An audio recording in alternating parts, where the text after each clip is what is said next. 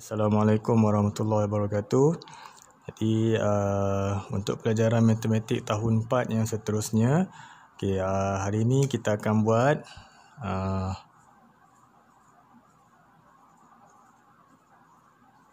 kita akan sambung pelajaran yang sebelum ini, iaitu penambahan pecahan. Bezanya untuk kali ini kita akan tambah pecahan yang penyebutnya tak sama.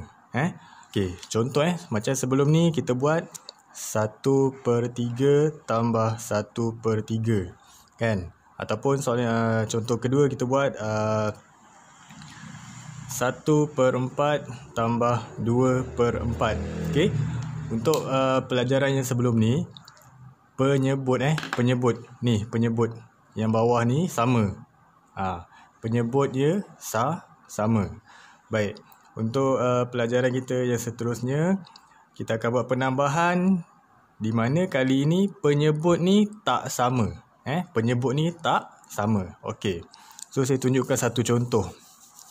Satu contoh penambahan pecahan yang penyebutnya tak sama. Contohnya saya tunjuk 1/2 tambah 1/4. So di sini kita dapat tengok penyebutnya sekarang tak sama.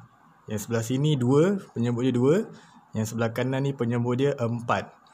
Jadi dalam penambahan pecahan, syarat untuk kita tambah pecahan tu, penyebut mesti sama dulu. Selagi penyebut ni tak sama, kita tak boleh nak tambah. So apa yang perlu kita buat untuk bagi dia sama? Nak bagi dia sama, apa yang perlu kita buat ialah nombor yang kecil ni kita perlu darab supaya boleh sama dengan nombor yang besar yang ada. Kalau dalam kes ini 2 nak darab dengan berapa supaya boleh jadi 4? Jadi apa yang kita buat ialah, tulis di bawah ni 1/2 kita tulis semula, darab. Kita tulis semula. Ataupun kalau tak nak darab, kita terus darab saja. Sini 2 darab dengan 2. 2 darab dengan 2 akan menghasilkan 4. So sini bila 2 darab 2 pun akan jadi 4. Baik, apabila bawah darab 2, yang di atas pun kena darab 2. Macam gitu. So kita tulis langkah seterusnya. Di bawahnya kita tulis hasil darab bagi pecahan yang ini. Sekarang kita hanya usik pecahan yang ini saja. Kita hanya usik yang ini je. Yang 1/4 ni kita tak buat apa-apa lagi. So 1 darab 2 sama dengan, hasilnya ialah 2 darab 2 sama dengan 4.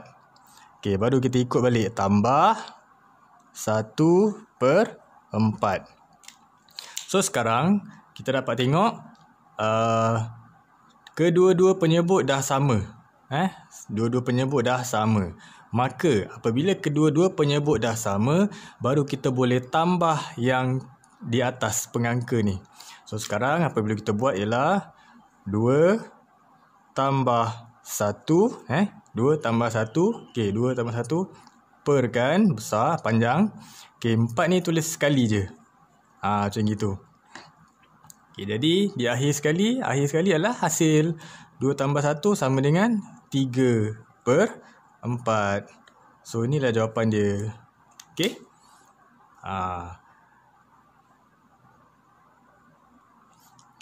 Jadi sekarang saya tunjuk contoh yang kedua. Contoh kedua saya tunjuk kat sebelah je. Contoh kedua Contoh kedua 2/5 tambah 2/5 tambah 1/2. Sekarang kita tengok 2/5 tambah 1/2. Baik, dalam kes ni sama juga. Langkah pertama kita mesti jadikan kedua-dua penyebut ni sama. Baik, masalahnya sekarang sekarang nombor yang kecil ialah 2.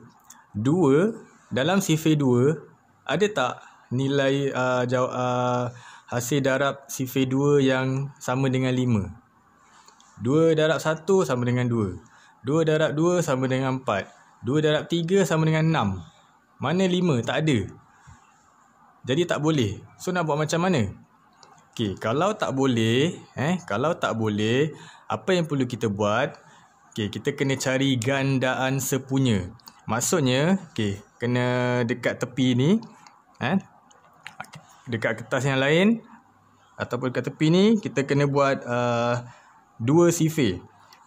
Kita kena buat untuk sifir, okey, saya buat kat bawah ni, kita kena buat untuk sifir 5 dan sifir 2. Okey, so buat 1 kali 5 sama dengan 5.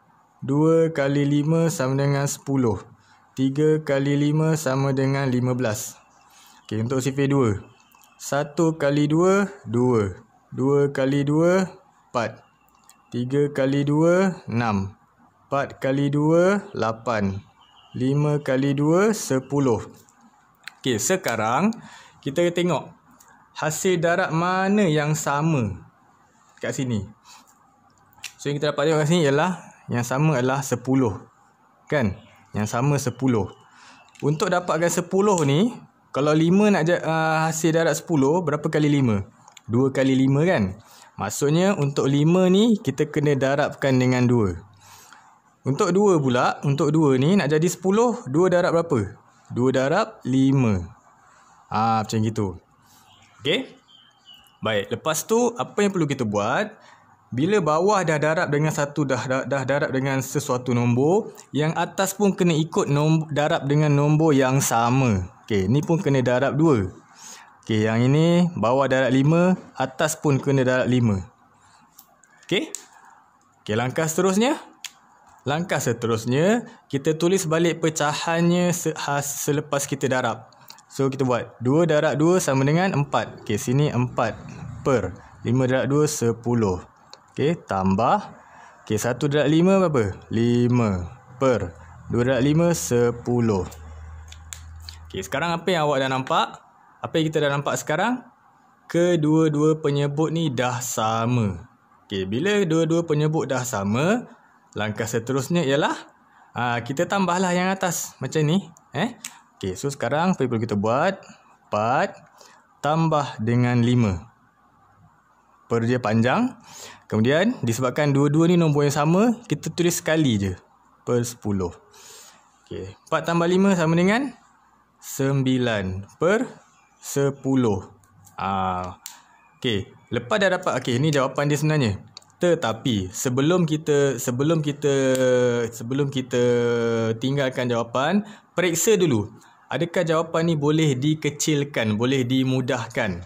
Ini kemahiran pecahan tahun 3. Memudahkan pecahan. Mudahkan pecahan tu maksudnya kita kena bahagi. Kita kena bahagi.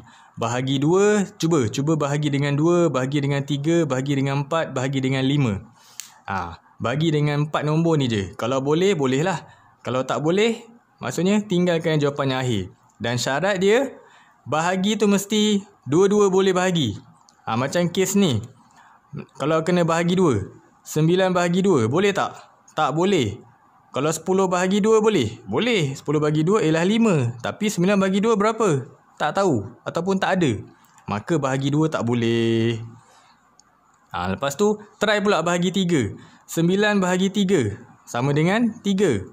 10 bahagi 3. Boleh tak? Tak boleh. So, bahagi 3 pun tak boleh. Test lah. Kita test, kita cuba bahagi dengan 4 nombor je. Bagi dengan 2, bagi dengan 3, bagi dengan 4, bagi dengan 5. 4 nombor ni je.